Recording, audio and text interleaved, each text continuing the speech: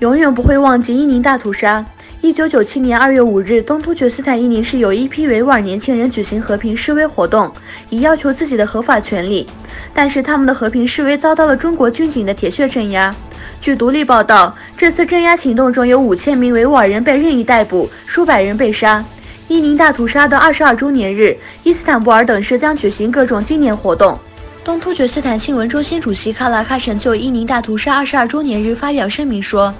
伊宁大屠杀以及在东突厥斯坦境内发生的所有镇压行为的罪犯是中国共产党。他强调中国继续实行恐怖主义政策，并说目前任意拘捕仍在继续，每天都数千名年轻人在中国监狱被杀，世界对此保持沉默。尤其是近日有报道称，维吾尔人居住的和田地区穆斯林儿童被迫吃猪肉，当局开设了24个猪肉分发地点，这是对维吾尔文化和宗教的虐待，也是一种文化大屠杀。中国在东突厥斯坦实施的这种压力，表明中国对维吾尔人的压迫是多么严重。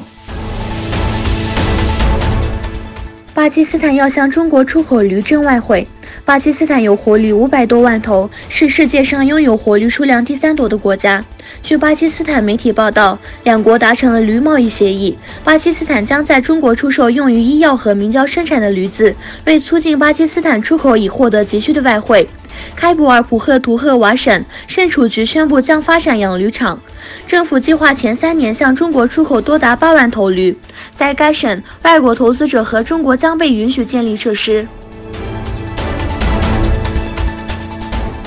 一个非法移民集团落网，中国和乌兹别克斯坦之间从事组织非法移民活动的一个犯罪集团成员落网。据报道，1月31日在奇木肯特进行的一次搜捕行动中，有73名中国公民和137名乌兹别克斯坦公民被逮捕。内政部外交事务负责人就此问题发表声明说，据调查，被逮捕的中国公民通过飞机转机来到哈萨克斯坦，然后在该国非法居住。我们正在讨论将他们驱逐出境问题。俄罗斯或在吉尔吉斯斯坦军事基地。俄媒称，俄外长拉夫罗夫日前表示，俄罗斯愿意与吉尔吉斯斯坦政府讨论开设第2个俄军事基地的问题，但目前这仅仅是比什凯克的倡议。俄罗斯拉夫罗夫在访问吉尔吉斯斯坦时说，这不是俄罗斯的倡议，我方第一次听到我国愿意与吉尔吉斯斯坦有人讨论他们在安全领域或萌发的这些想法。